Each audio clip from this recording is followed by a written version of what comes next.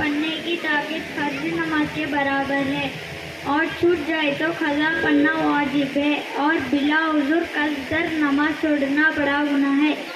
نماز وتر 3 رکعتیں ہیں، 2 رکعت پڑھ کر قاعدہ کیا جاتا ہے اور اتحیات پڑھ کر قاعدہ ہو جاتے ہیں۔ وتر کی تیسری رکعت میں دعائے خلوص پڑھا جاتا ہے، جس کا ترتیب یہ ہے کہ تیسری رکعت میں سورہ فاتحہ اور اللہ اکبر کہتے ہوئے ہاتھ کانوں تک اٹھائے، پھر ہاتھ کاٹ کر دونوں ہاتھ کاٹ کر دعائے خلوص پڑھے اور پھر رکوع میں جائے اور باقی نماز پوری کرے۔ السلام علیکم۔